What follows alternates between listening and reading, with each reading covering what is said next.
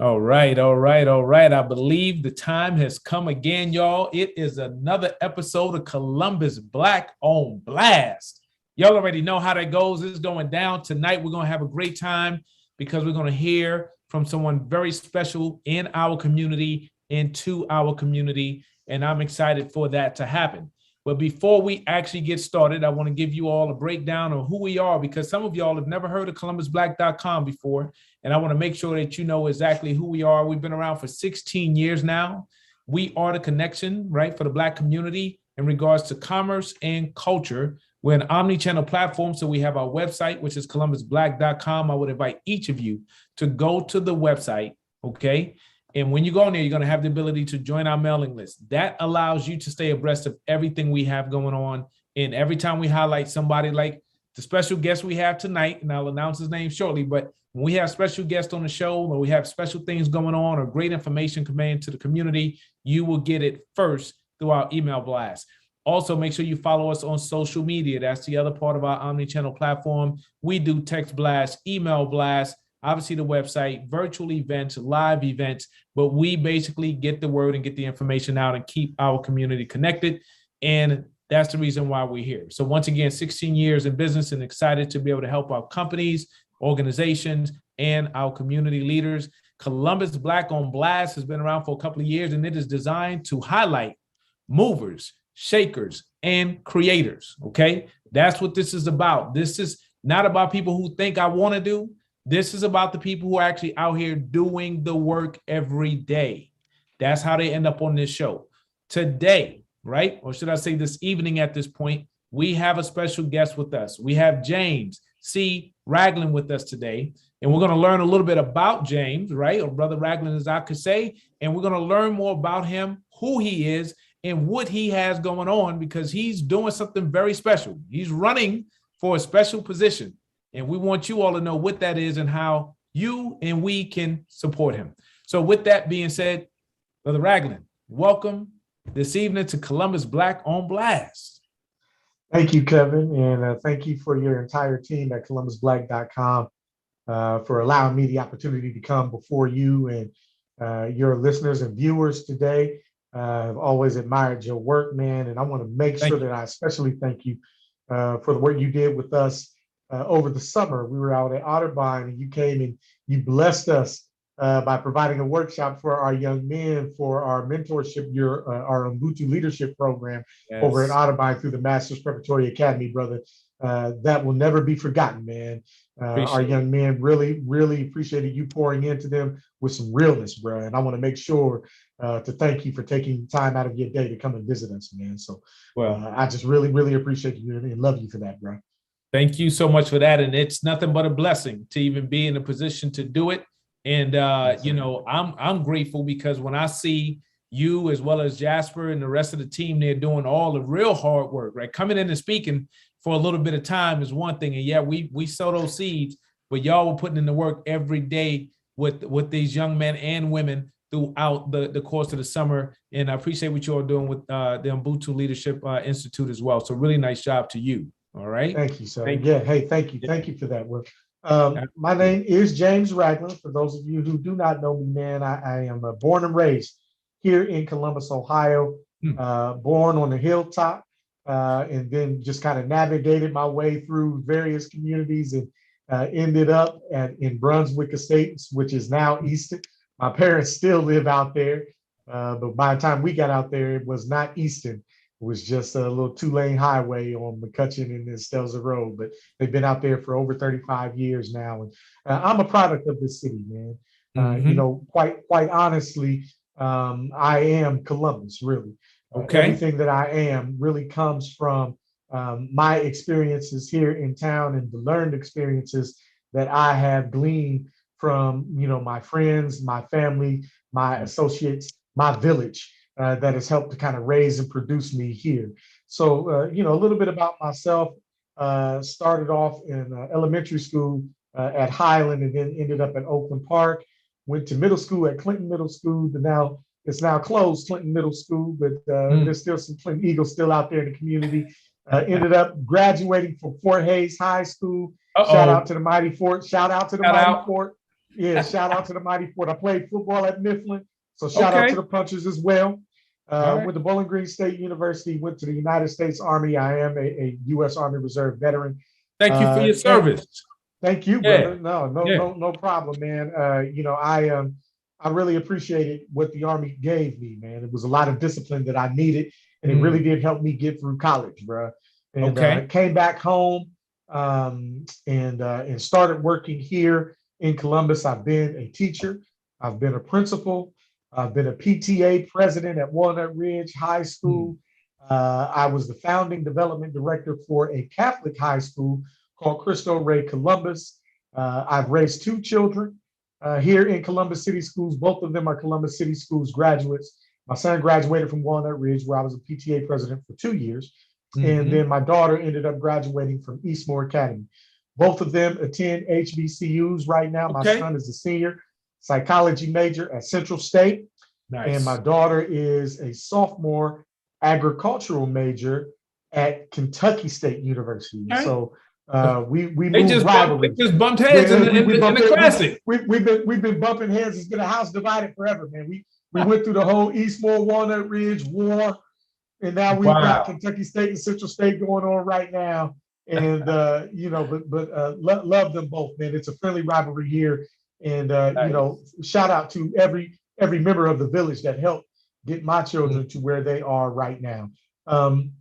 I own a business called Ragland Enterprises right now. We are a full service consulting agency. We do educational consulting. We do Black business capacity building. And I'm very specific about Black business. I want to see more Black businesses in this city grow and prosper. I think that we have not exercised the wealth that exists within the community back into our own wealth.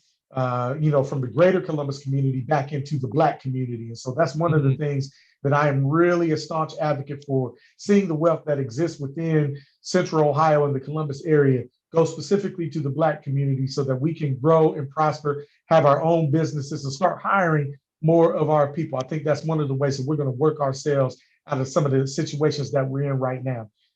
Yes, you mentioned I am a member of the Columbus City Schools Board of Education. I was appointed to the Board of Education in 2018 and then elected into that position in 2019 for the completion of a term that was vacated by former board member Dominic Peretti. It has been 3 years of a whirlwind that I did not expect as a member of the Columbus City Schools Board of Education. And frankly, man, when I was appointed, what happened about a month before I was appointed to the board, the new superintendent was appointed into her position. And so she was serving in a part-time capacity when I was appointed to the board. The day of my first board meeting, another one of my board colleagues resigned her position and ended up leaving the board. And so one of my first acts as a board member was to find a replacement for her, and that brought on now board president Jennifer Adair very early on in my tenure. At the time, when I got on the Board of Education, Columbus City Schools was an F-rated school district, meaning that our state report card said that we were an F-rated district, and had we continued along that path, we would have been taken over by the state of Ohio. One of our first orders of operation was to get us out of that, and we were able to do so. And I'm very proud of that. There was a lot of people, a lot of staff members, a lot of teachers, a lot of administrators that really put shoulder to plow to make sure that our grade was not reflective of an F any longer. And those students really turned it around and started getting some academic progress very early on in my tenure on the board. And then COVID hit. I always joke with our superintendent, we did not have a honeymoon phase. It was kind of like we came on board, we had to get us out of academic distress so that the state wouldn't take us over. And then as soon as we could take a breath, getting out of academic distress, COVID hit us and hit the entire planet. And we had to start making some adjustments to COVID. And so I am right now running for re-election for my seat. Okay. The election is November 2nd. Early voting has already begun, and so you Yeah. can go and vote early on Morse Road. But I think tonight's discussion is going to center on not just my life, but what is happening specifically in Columbus City Schools, what my plan is for the future of Columbus City Schools and our children, and not just Columbus City Schools. I believe that we play a role in making education in Mhm. Central Ohio a lot better for every student. And I want to talk a little bit about that tonight as well. So, man, thank you Awesome. Awesome. for giving me this opportunity to come before you and your people tonight. And I am just really looking forward to this discussion. Absolutely, absolutely. Well, first of all, thank you for bringing us up to speed on some of the things that have transpired. And yes, we are going to dig a little bit deeper. The thing I want to do right now is we do have some people online with us. I have opened it up for them. So if you have any questions, now is your opportunity, right, to be able to ask those questions of James and get his perspective and his insight and his words right now. So don't talk about it later. Do it now. If you're supporting a fan, feel free to show some support and love in the chat as well. We love that also. All right.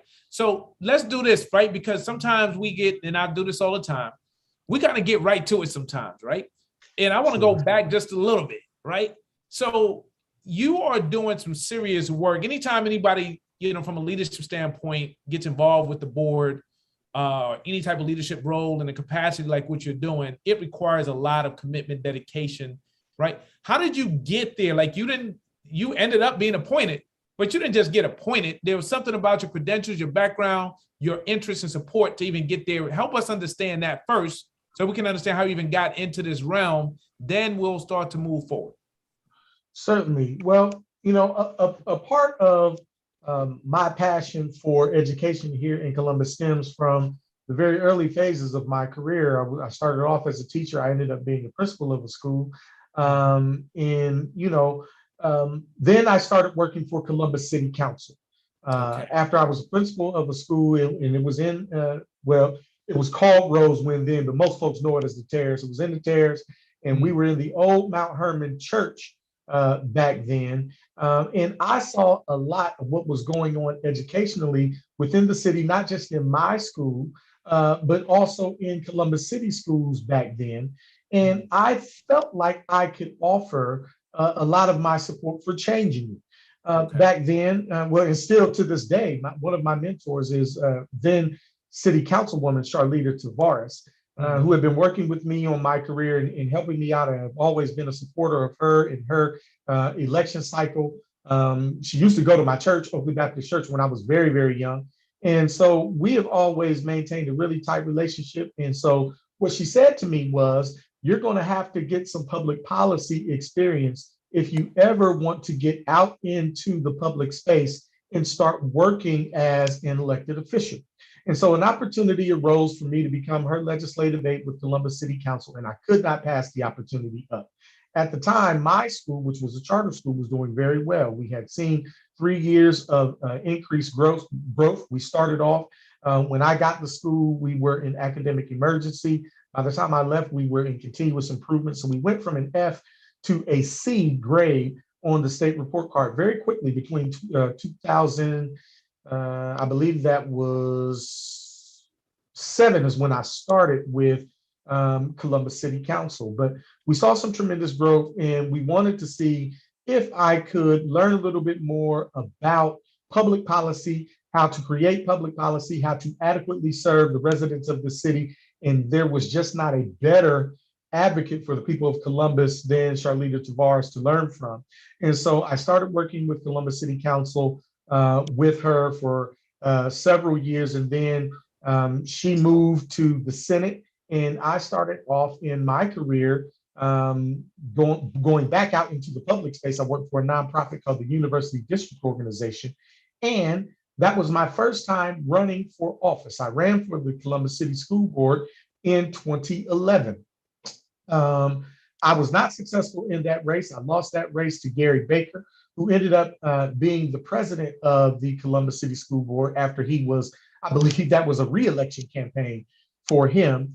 But what happened to me was really a blessing from God. I was out on the campaign stump, and one of the board members for a school called Cristo Rey Columbus saw me in a debate and pulled me to the side afterwards and said, "Hey, listen, everything that you talked about doing is what we are trying to do in opening up a school here in Columbus. And right now we're in the program development phase.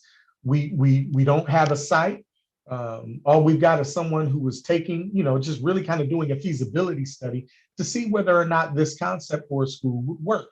And what you talked about tonight was essentially what it is that we were doing.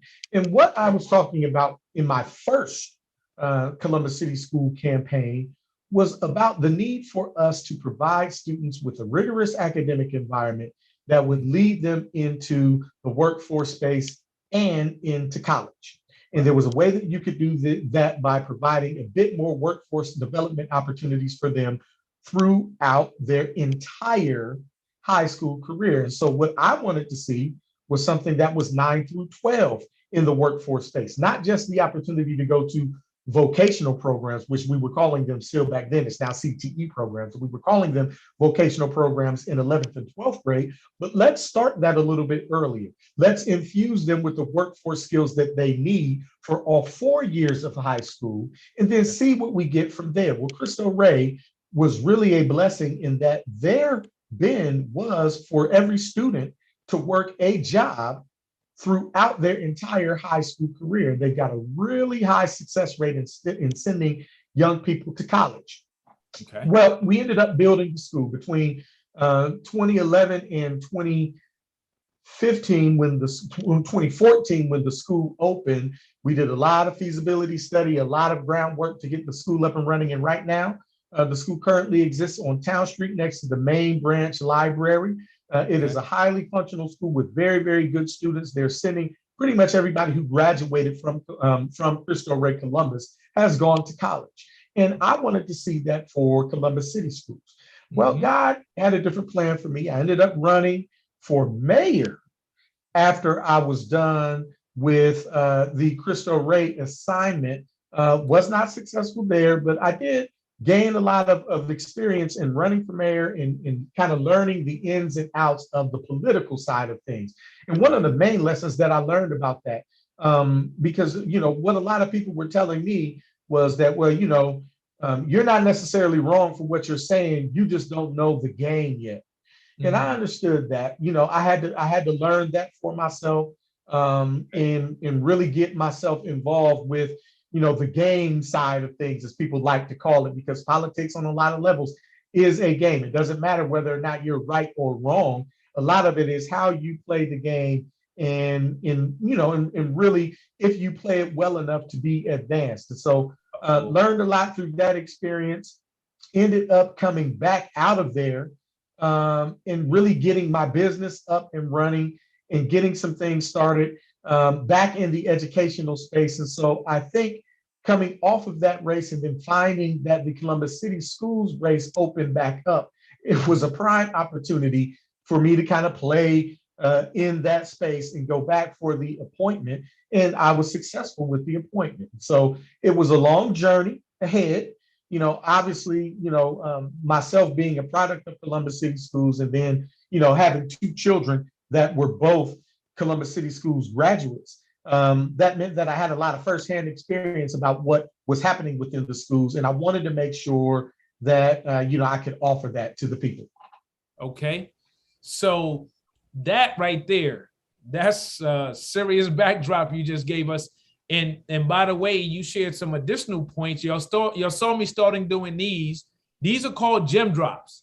So those that are fans of Columbus Black know when I have these type of interviews in these settings and I start doing this, that means some gems and some knowledge are being dropped. Y'all better pay close attention. And if you missed it and you see me do that, that means rewind because you missed it. All right. So you want to go back. So you talked about playing the game. You talked about how you ended up from those experiences. I would take it became even more well-rounded. You mentioned the Cristo Rey piece. And what's interesting is that you have someone in the chat that shared a stat on here. And it says Cristo Rey, 100% college acceptance rate for seniors to more than 150 different schools. So, and obviously as an entrepreneur myself, an HBCU alum, and very engaged in a lot of things, especially educational as well. I can understand why you would want these students to get this type of experience early. It really does help to set their path and prepares them, I think, for post-secondary if they go that route to be extremely successful. So walk from there. Let's go from there, right? So how does that lead into, right, your current role, right? But then also where you want to go next and what, Sure. as far as the impact Yes. to Columbus City Schools as well. Absolutely. So the results that someone put in the chat, those are the results that I would like to see for every single Columbus City Schools graduate. Understand, we saw this and I know how to do it. I've done it on a micro level with the team. And Okay. I understand that if we have those same principles at the micro level and then apply them specifically to those schools that are having the most challenges right now, because the real unique thing about Cristo Rey, they're not skimming off the top. Cristo Rey is a school that is designed to take the same students that come from the Linden community, come from the Hilltop, come from some of the most challenging areas here in town, and do the same thing that we're doing with Cristo Rey. We want to be able to take those same students on a macro level at Columbus City Schools and do the same thing. Now, with that, it's nuanced because not every single student is going to be prepared or have the desire to go to college. True. However, if we can get to a space where we're taking those young people, equipping them with the skills that are necessary so that upon graduation, they can get out into the workforce, they can go to a trade school, they can go to the military, they can become like you, Kevin Lloyd, and be an entrepreneur. But the overarching goal is if they don't want to go to college, there are other pathways that can lead them to success. Yes. So we want to equip them with all of those skills. And, mind you, it goes back to playing the game. A lot of that is not necessarily the game that a lot of folks really want to play in this town, but I'm here for it. And I'm trying to make sure to promote that.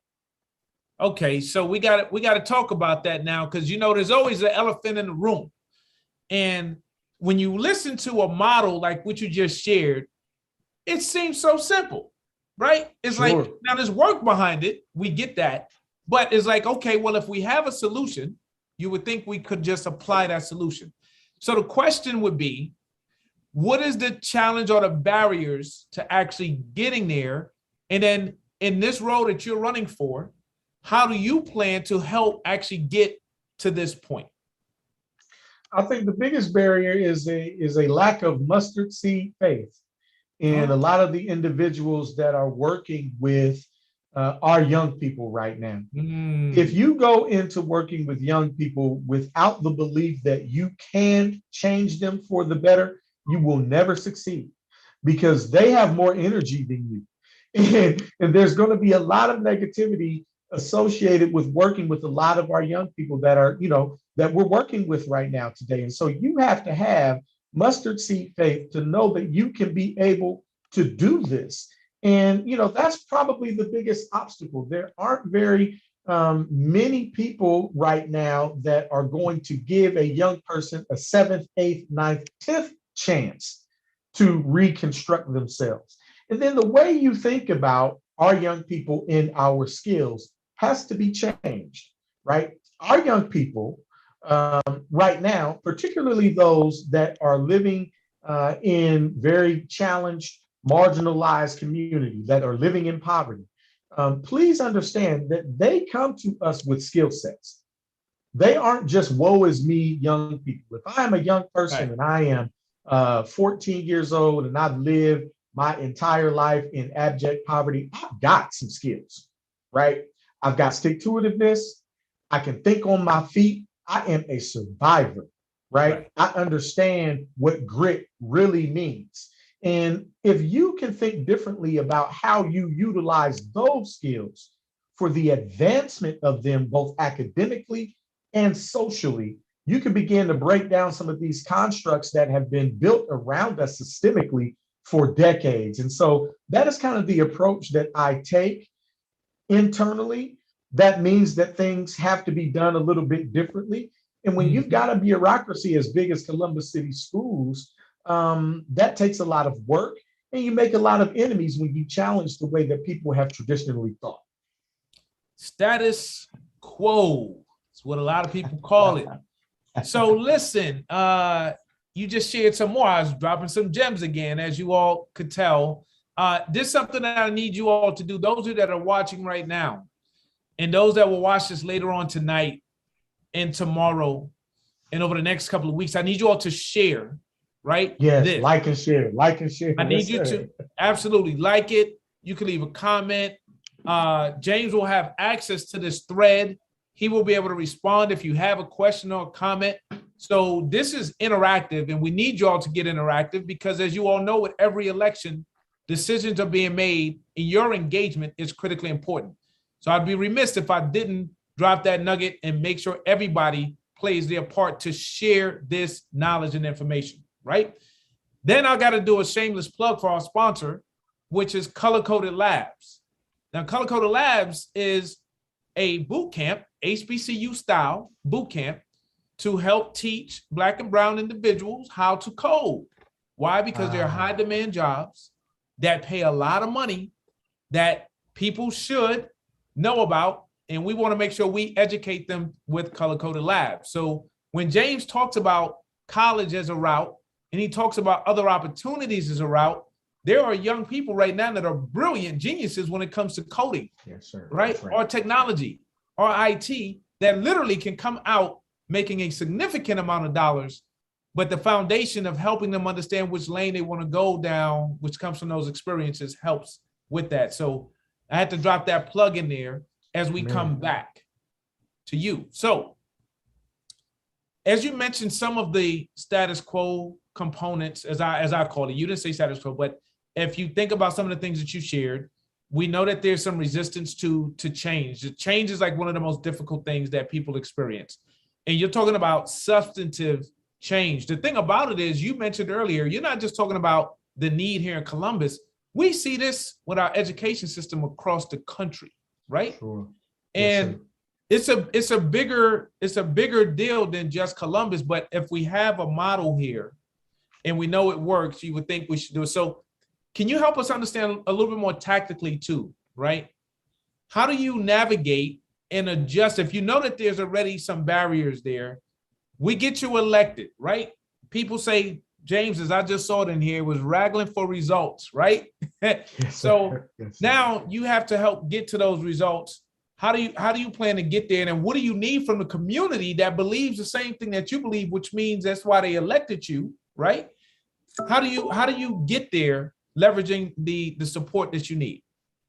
Increased engagement and partnerships from the community. I think one of the ways that we've fallen short is that we haven't used technology to really increase our engagement in how we impact the decisions that are made that benefit or cause a detriment to our youth.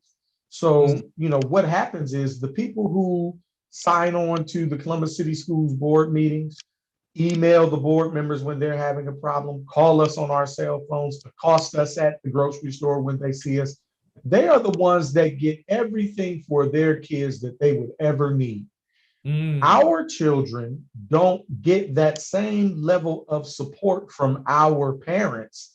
And then what happens at the ballot box, we just vote for the status quo.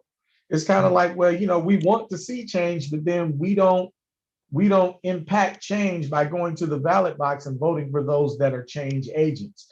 And so we've got to increase our level of attention to what it is that is happening, because what we see over the last 3 years, we've lost over 2,000 students from Columbus City Schools to either, they've moved out of the district, they're either going to charter schools, they're going to voucher schools. And when you talk with families about why they are leaving, when you talk with them about why they are leaving, they are giving you very valid, specific, student-centered reasons as to why they're moving their families out of Central Ohio or out of Columbus for those that have the wealth to do that, or they're utilizing their other options. And so what we've got to do as a people, as a collective, black, brown, poor white folks, those are the ones that are getting the worst of what we are offering in Columbus City Schools. We've got to stand united and say, well, no longer are we going to have all of these issues where we continue to be disenfranchised by a district like Columbus City Schools. And then you wrap that conversation and sanitize it by speaking about equity, right? Equity is just a huge way of saying we've disenfranchised the black, brown, and poor white communities of this city for decades, right? We address it by saying, well, we've got this equity push and we're doing all of these equity things. Well, no, call it like you see it. Say exactly what it is, because on the street, that's what people really understand. Well, if you understand it to be that, then you alone can help to change it. And so what I need is for more people to pay attention. What I need is for more people to come out and push the vote for me on November 2nd and in advance. And what I need is for our folks to start speaking life into our young people. What has happened? Our media, they drive a lot of negativity towards what is happening with our young people. You see very few positive stories that are happening with our young people. That if something gets shot up or somebody gets started fighting or something negative happens to one of our young people, it's all plastered all over the news, liked and shared all over the place. And so it compounds that negativity that exists. Well, I know young people who are doing some very positive things, but if you put it out there, it doesn't get shared enough. And so we've got to rethink the way that we speak life into our young people. And we can do that. We've got the voice to do it. We've got to organize ourselves and be intentional about speaking life into them. So those are the three things. Okay. So he dropped three things. Now, here's the deal. We're coming back to those three as we wrap up, because we're going to reinforce what he just said he needs. Now, the thing about it is, he's not the only one that needs it, y'all. We need it. Amen. We all need this. It's nothing more important than our youth, right? And if we don't give them the foundation that they need, we don't give them the support they need, if we don't speak the life into them that he just shared, guess what? Yeah, they're going to see all the negative stuff. We talk about it. We need to be about it. We got to make the change, and we control that. So here's what I'm going to start with right now. I said it a little while ago, what I need from y'all. I need y'all to hit the share button. We have people on the line. I have 2 shares. I had 2 shares since we started. So, and I think that was James and I. So I need the rest of y'all to hit the share button, because this is how you spread the word through the network. This is how, and y'all are all tied, because I know I am. We're all tied to different groups. Put it in the groups. Put it in the groups that you're in, because this is the important part. The education of our children is the important part. And you have somebody willing to do the work, but we got to put them in office to do the work. So, okay, so let's move on from there. What's next? What are the next steps, right? The election is coming up. We got to take it one thing at a time, one step at a time, right? So what do you want and need from us between now and election day? Thank you. Go to raglandforcolumbus.com and get on the website, learn a lot more about me and my platform.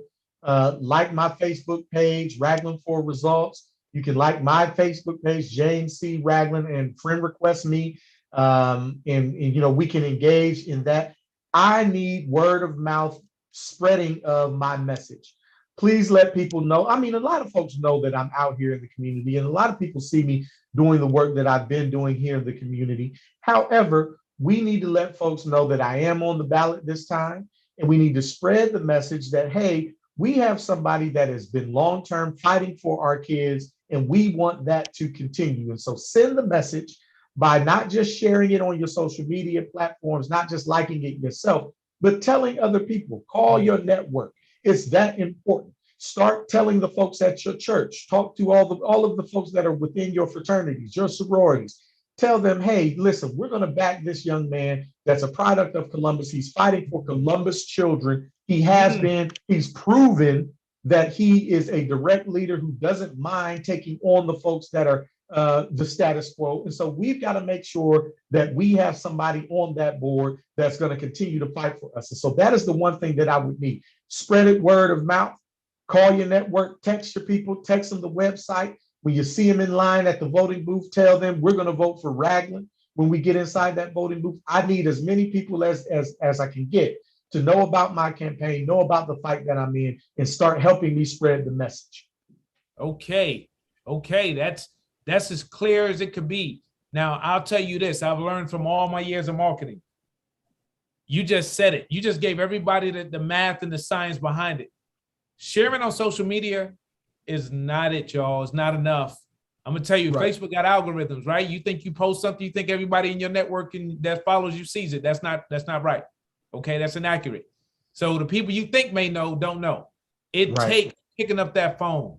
It takes texting and sharing, just like you're doing all the funny stuff. Think about it. We share all day long.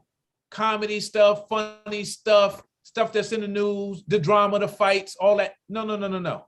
This is real life for our children. He said, fighting for Columbus's children. That was his quote. I'll put it in the chat. Y'all need to understand. And then I saw some comments earlier where they talked about your background, your experiences, and how you're the real deal. There are people who believe in you, and there's people who don't know that they should vote for him. Y'all got to spread the word. People need to hear this themselves. So I'm going to ask y'all to do that. Share it. You can take the same link from Facebook and you can share via text message, via email, pick up the phone, make the calls. When you're talking to all your friends at church and you're at work or wherever, spread the word, all right? This is for the kids. All right, so then let's go from there, right? So let's just say election day is extremely successful. Then what's next, right? You talked about the engagement piece, but what's next after that? Exciting. One of the things that I've been working on that I'm really, really pleased about is increasing our level of partnership with community organizations that have been traditional organizations within this community. My biggest focal point throughout the last couple of years is to figure out a way where we can get more parent involvement and community engagement within our schools. Our open enrollment policy with our schools allows for students to go all over the city. They're no longer neighborhood schools very much within Columbus City Schools. And so kids from my neighborhood on the far southeast side can go to school all the way up at Centennial on the far northwest side. And so you lose a little bit of community engagement. But there are community organizations that are in existence and have been in existence for quite some time that the district has been derelict in partnering with. And so increasing how we partner with our youth organizations that are already currently functioning within this community is got it like this. We've got some schools in the district, mainly those that are in the northwest quadrant of the city. You can, they've got everything that a school could want to have. Booster clubs for middle school band with thousands of dollars. Shout out to all of them, all of those teams within Legacy, the Carl J. Fulton Football League on the west side. Shout out to everybody in Carl J. Fulton. How do we increase our relationship with them and make it substantive so that we can start seeing academic success utilizing the network that they have? If you really rethink the way that we go about our partnership, sometimes the school district can't get a message to our parents that the football or the cheerleading or the drill team coach really can.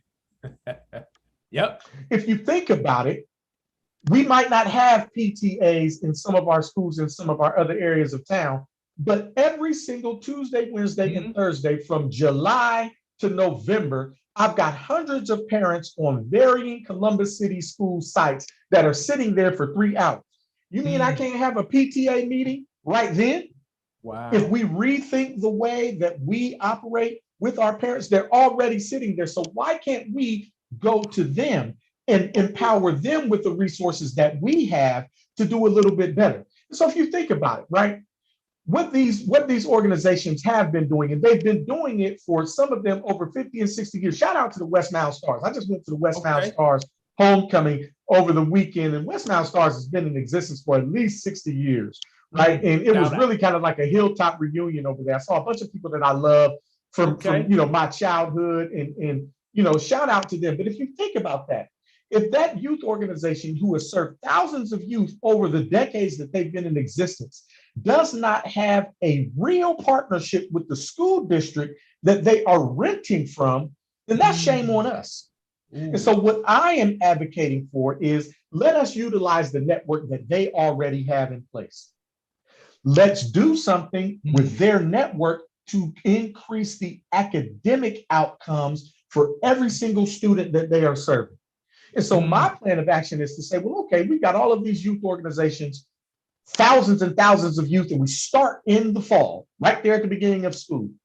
If we can set up something where we can set those young people up for success for the long term through the year, utilizing the days that they don't have practice, but we can help infuse them with academic interventions. We've got the resources to do it because the federal government has given us money to do just that. We've got extra money that is a part of our budget to use for student achievement. Why can't we say to the Legacy Youth Football League or the Carl J. Fulton Football League, hey, listen, if you get us 85% of the students that all attend Columbus City schools anyway to participate in our academic intervention program, and we see an increase in our data for student outcomes, if their grades increase, and we get a certain threshold where, you know, out of those 85%, 70, 80, 90% of those students get a 3.0 GPA. Why can't I waive the little $12,000 fees that they pay in rent to Columbus City schools on a yearly basis and allow them to use that money to go and get more kids that they can put back into that program, and we can reciprocate that success moving forward. We are missing the boat. I'm an old Mifflin Shark. Right? And so I've always, you know, I spent half my life at Mifflin Middle School. Yeah. I knew for a fact when I was 5 years old playing for the Mifflin Sharks, I knew for a fact that one day I was going to be a Mifflin Puncher. It was just a part of the community, right? And so the district didn't engage in that. Maybe the coaches did, but we've got an apparatus now where we rethink the way that we do business with the public. Yeah, that we can start to see some academic gains for our students. And imagine what that would mean. If I could set a kid up in the fall for long-term success academically and then track that. Yep. Because we don't have to lament the fact that we don't have, I might not be able to get you to come back out to the PTA meeting. But if I've got hundreds of parents on my site for hours and hours at a time, day after day, then I need to rethink the way that I'm staffing my people, right? Or at that level, I need to have some staff that's going to be assigned to those sites for the duration that they are there, so that we can engage our parents right there, because that is parent participation. Yeah. You go to some of these youth football league games and you see thousands of our parents, and not just the parents, aunties, uncles, grandparents. I mean, they out there barbecuing like it's an HBCU homecoming.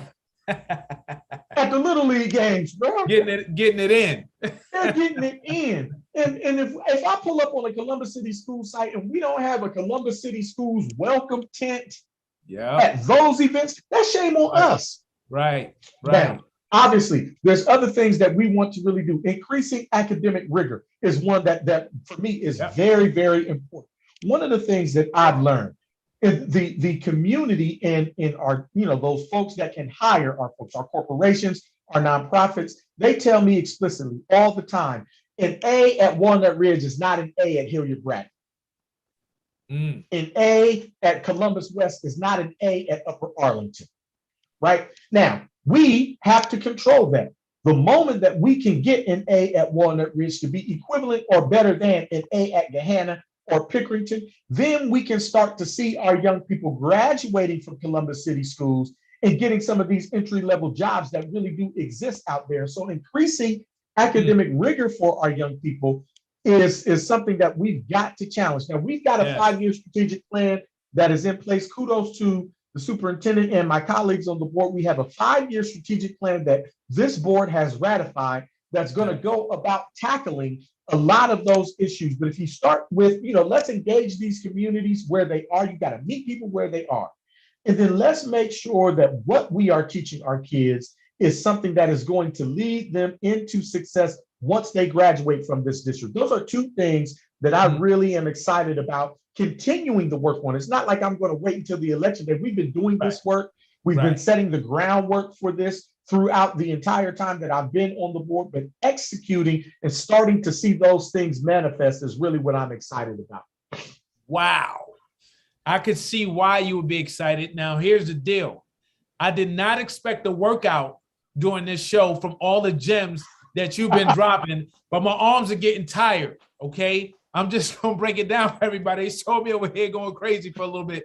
So listen, I appreciate all the knowledge that you're sharing and the true tactical, not just strategy. Yo, he's not here just saying, oh, I would like to. No, these are very tactical ways to make the difference. And we got to get people to think differently. What a lot of people don't understand is I'm gonna bring in a little background here. So I spent 25 years as a retail executive. And one of the things I learned as I work for multiple corporations is that if you don't change, you die, you go away, right? If you don't adjust and you don't innovate, you don't try something different, guess what? The times will catch up with you and you just go away. And that's when, guess what? In the education system, if we don't adjust to everything that's happening around us, right? So like you just mentioned a prime example, a captive audience. If you have parents as a captive audience, right, and you don't figure out how to capture them where they are, like you said, shame on you. Hey, shame on us, because you got to be able to navigate and say, where are they? They won't pay attention. They won't come to a PTA meeting. Well, where are they? Well, let's go where they are. Meet them where they are. We hear it all the time, right? We have to adjust, just like right now. Guess what? The pandemic has changed the entire employment situation, right? It's changing everything. Those that don't adjust, including schools, and how we educate our students to prepare them for what's actually available for them, because their mindset is changing, because the entire economic situation has changed. If we don't adjust to the times, guess what? We fall behind. And we're not just competing locally in Columbus or in Central Ohio or in Ohio or in the United States, right? Because it's beyond that. And we have got to understand we've got to adjust and change. So thank you for your excitement, your passion, the innovative ideas that you have, as well as the board that you're currently working with that came up with some of the things that you just mentioned, right? Those that are making those adjustments, kudos. But I think now we understand why you're running. And that's my big thing. I need everybody to understand. And I think you made it really clear why you're running and why you are the person for the position. So once again, y'all, I'm reminding y'all to hit that share button, hit the share button. And then one of the things James, I want to share, and maybe you could pass this along for anybody who listens to this, whether part of the board or not. There's a book, right, written by Eric Ries, and it's called The Lean Startup. And as a startup founder, the Lean Startup, and to summarize this real short, basically what he teaches us is you should always have an entrepreneurial team, right? A startup team that's focused on the evolution of everything that's changing around us. If you stop looking at what you're doing kind of as a startup, if you don't have a focus on that to see what's going on, right? And then try something and then iterate, right? So you try something, and then if it doesn't work, you change. If it does work, you do more of it. But if you don't have a team that specifically focuses on that, you will eventually fall behind, because if you're not always thinking about, or you're not always engaged in what's happening and what people are thinking and what's working versus not working, if you're not always doing that, you're going to fall behind, because everything always changes. So when you think about education, what I see is that we've been so stagnant in a lot of places, not across the board, because Crystal Ray would be a prime example of not being stagnant, right? So if you're stagnant, though, you're going to lose at some point. It's just going to catch up with you, right? So I share that for everybody. Go ahead. I'm sorry. No, that it makes a lot of sense. And really what's poignant about that is really what COVID has done for us. That is one of the positive benefits for a district the size of ours with COVID. You don't expect a lot of positive outcomes, but that has manifested here with us. We're the largest school district in the state. The federal dollars that we are getting are really short-term dollars. They're just a quick hit, and then you've got to use that money for the purpose of student achievement, and then it goes away. But what that does for us, my pastor calls this COVID pandemic season a hard reset, right? And what it does for us is it provides us with a hard reset. Then you will get infused with dollars that allow you to try things that you have not tried before, for the purpose of determining what your next general fund budget is going to look like, right? And so, hey, we never had the choice or the opportunity to try new things before because we didn't have the money for it. Well, now Right. we do. Now, what we can do is say, well, okay, let's use our data system. Let's track what it is that we've done. And if we see student achievement in this area, it may be completely different from the way that we've done things for the last 50 years. But if it leads us to student achievement, then that means we can change the way that we directly fund that type of a program as we move forward, because it is a kids first approach to how we govern a school district. And that is really what we are trying to focus on. And so you reset everything, you have some dollars to try some new things. We're not doing things willy-nilly. We're being very responsible with how we're spending those monies. However, new things are on the horizon. New ways of thinking about urban education are in the district's budget right now. And so if we try these things and we see that it has a direct impact on moving young people forward, then you're going to see some significant changes in how we do business as a district. And that speaks, that is really good that you would mention that, because that's precisely what it is that we are required to do. The federal government gave us those dollars and they said, well, okay, you want to try it here. You've got a brand new data set that nobody's ever seen, right? You've got kids coming back to us in the middle of a pandemic. So we've got now there's going to be all types of educational research about what needs to happen moving forward. I mean, it's a bonanza for a land grant institution like Ohio State, or even one of our HBCUs like Central or Wilberforce, right?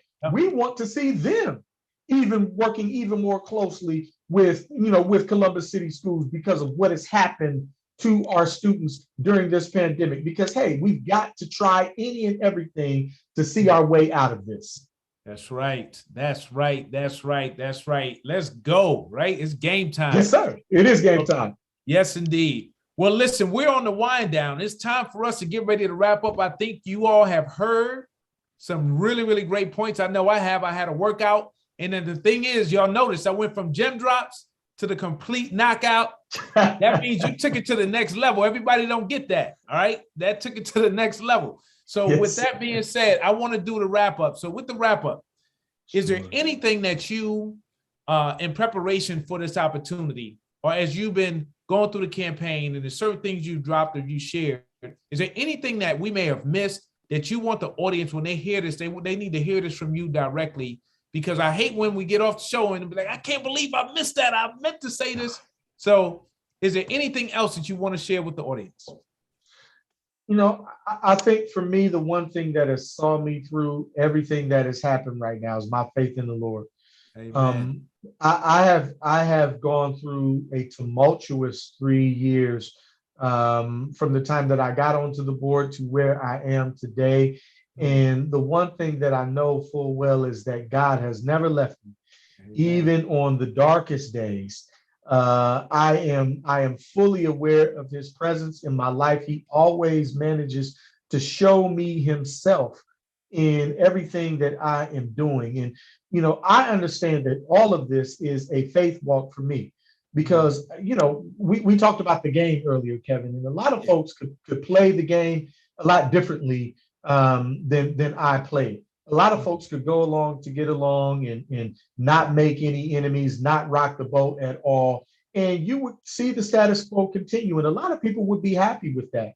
Yeah. Well, I'm not able to do that with young people. Part of that is because, I am one of them. I am a product of this city. And the people that I would be hurting are my own people if I didn't say what thus saith the Lord. And so a lot of times I have to say some things that might not be very pleasant to the ears of some folks, but you best believe that it's going to move young people forward. And so, I am grateful to my church family, my blood kin always, this FOE, and they know what that is, but my church family as well, because they keep me prayed up.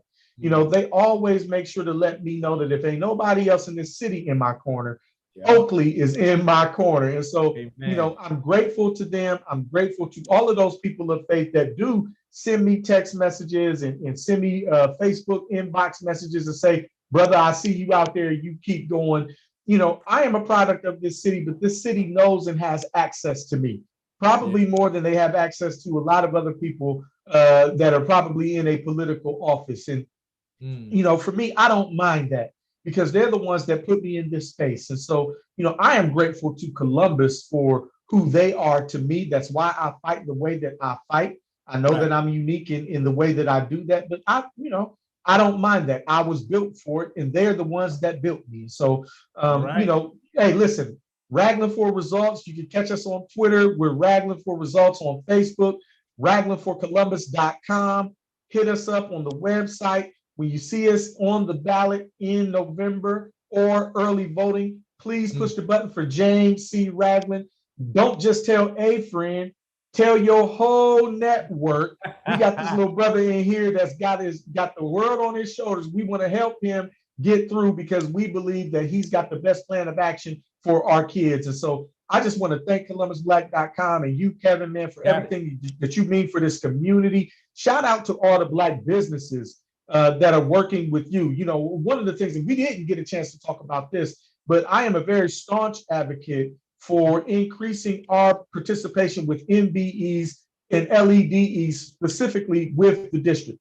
If we can empower our businesses in Columbus City Schools by saying we're going to do far more than our 20% goal and working with our MBEs and our LEDEs within this city, I believe that we're going to empower more Black businesses to hire more Black people, which will in turn send a lot more of our parents and our students in through our doors with quality health care, stabilized housing situations, stabilized mental health situations, well-fed.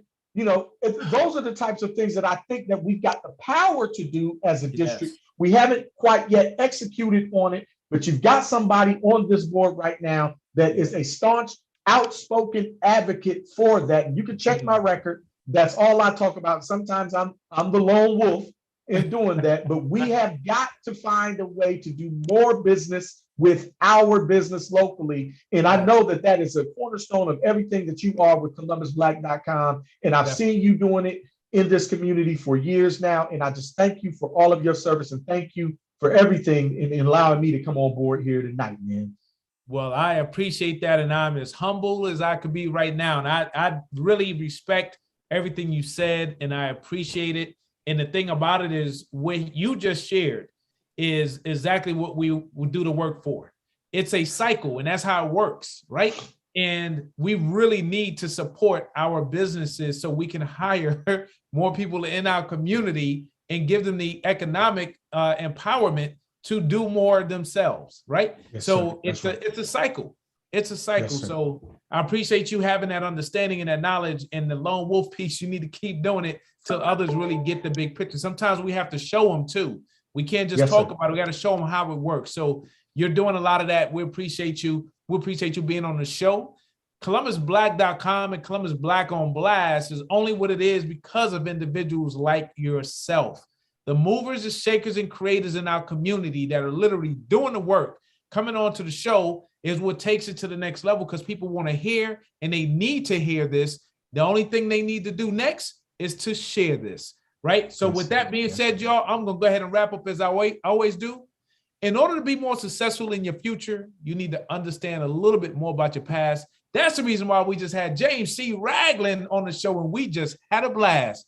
Now, with that being said, remember, check us out, ColumbusBlack.com. Sign up for our email list. Follow us on Facebook, Twitter, Instagram, LinkedIn, and even hit the subscribe button on YouTube so you never, ever miss out. And on that note, y'all, I'm going to end as I always do with the deuces. I'm out. Y'all have a great night.